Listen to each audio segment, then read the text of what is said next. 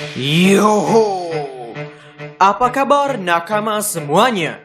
Monkey D. Luffy, seorang pria yang lahir di lautan terlemah East Blue, memiliki cita-cita untuk menjadi raja bajak laut. Sepertinya, ia terinspirasi menjadi bajak laut hebat dari seorang pria berambut merah. Siapa lagi jika bukan Akagami no Shanks? Perjalanan atau petualangan Luffy sejauh ini sangatlah menyenangkan, mencengangkan, menegangkan, dan kadang juga menyedihkan. Berawal dari dirinya seorang diri yang mengarungi lautan, hingga sekarang ia memiliki 9 awak kapal yang sangat kompeten dalam bidangnya. Sebagaimana Zoro yang sangat kompeten dalam bidang tidur. Maksud kami, kompeten dalam bidang sebagai pendekar pedang.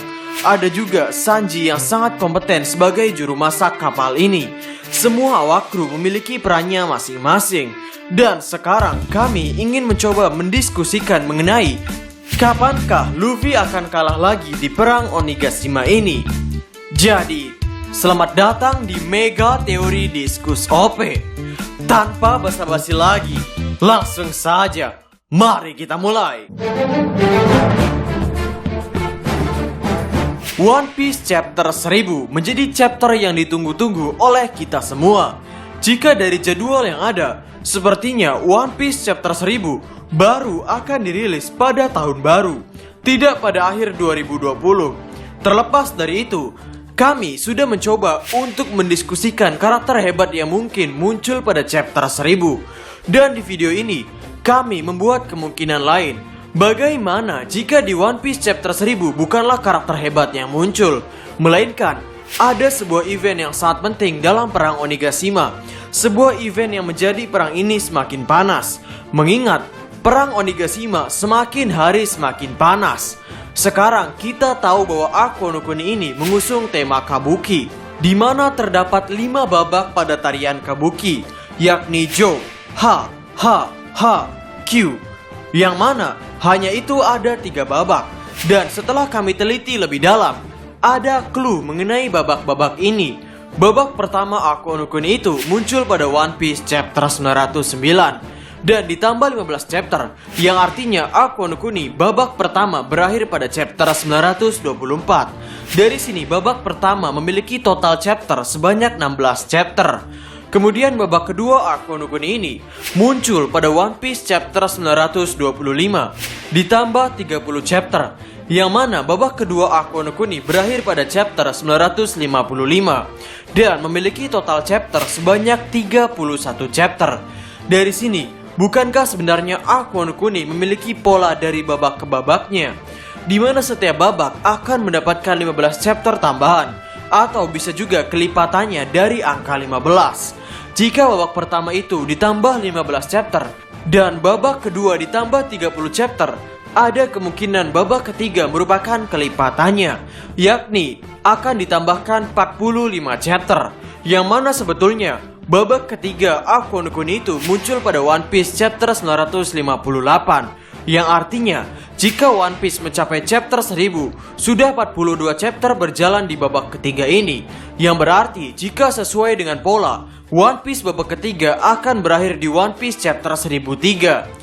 Ya, mungkin terdengar agak aneh berakhir dengan angka 3.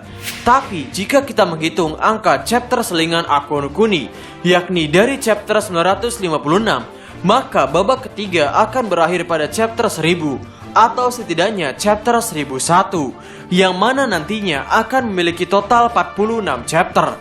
Ya, kami harap nakama bisa memahami dari angka ke angka yang sudah kami sebutkan tersebut. Sekarang, Arc Wano Kuni setelah dilihat-lihat bukan hanya the next arc thriller bug. Arc Wano Kuni terlihat seperti seluruh arc sebelum time skip ada di Arc Wano Kuni. Mungkin yang baru kita sadari hanya arc thriller bug, tapi ada beberapa arc lainnya, seperti arc Sabaody dan arc Alabasta. Arc Alabasta merupakan arc di mana Luffy melawan musuh yang bernama Crocodile.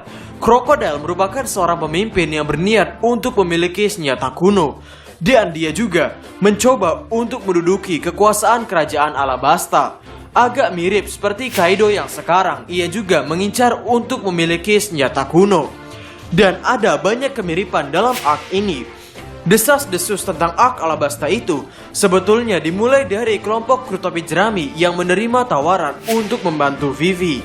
Membantu Vivi untuk menyelamatkan negerinya dari bajak laut jahat yang bernama Crocodile.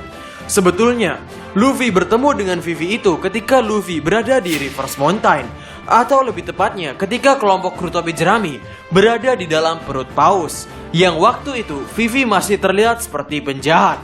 Nah, perjalanan dari Reverse Mountain menuju Pulau Alabasta itu melintasi 3 pulau, yakni Pulau Whiskey Peak, tempat di mana kelompok kru topi jerami setuju membantu Vivi. Kemudian melintasi Pulau Little Garden, tempat di mana kelompok kru topi jerami melawan bawahan penting dari Crocodile, yakni Mr. Tree.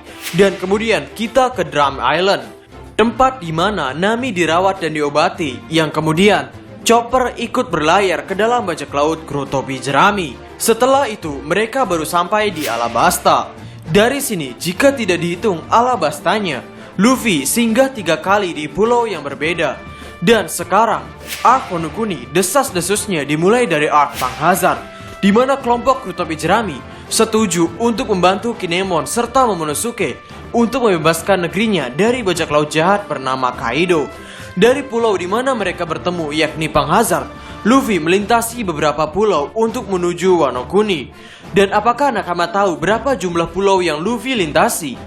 Yap, ada 3. Yang pertama adalah Dressrosa, tempat di mana Luffy menjatuhkan tirani Don Quixote Doflamingo, yang mana jatuhnya Doflamingo ini berhubungan dengan Kaido yang menjadi murka.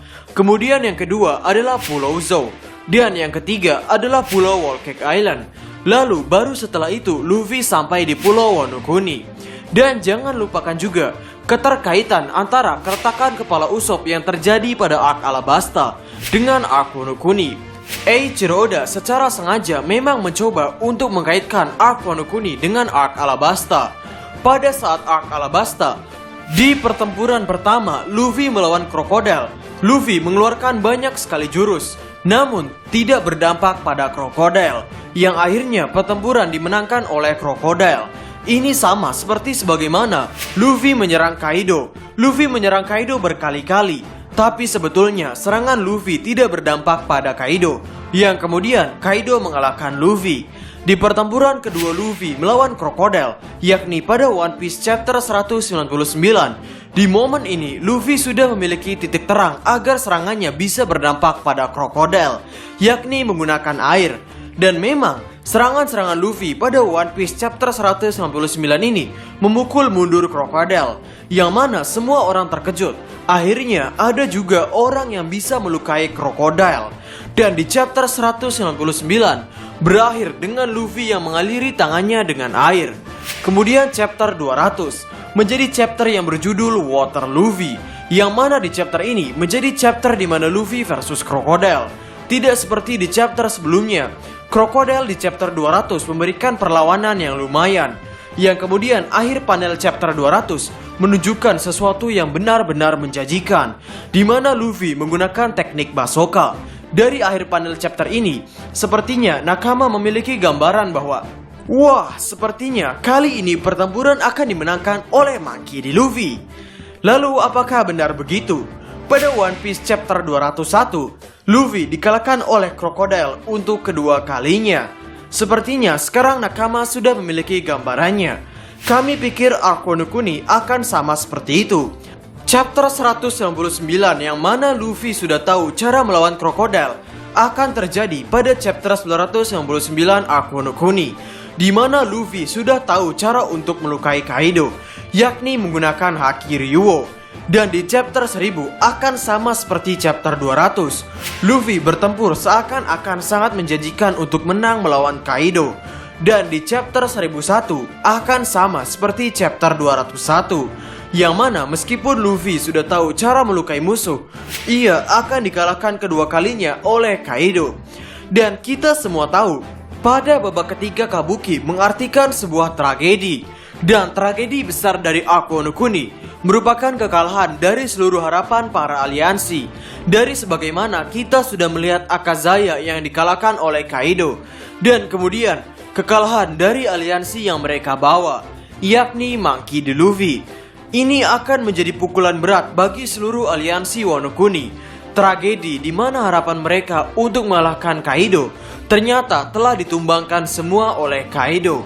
Dan kemudian, chapter 1001 kami pikir menjadi ending dari babak ketiga arc Wano Kuni. Hoho, sepertinya ini menjadi hal yang menarik jika memang seperti itu. Konsep dari arc Alabasta dengan arc Wano Kuni begitu melekat pada cerita yang sekarang. Sehingga, bagaimana menurut nakama semuanya? Berikan komentar kalian atau berikan koreksi kalian semua atas teori kami tersebut di kolom komentar di bawah. Jadi, kami Diskus Alpe, dan terima kasih banyak.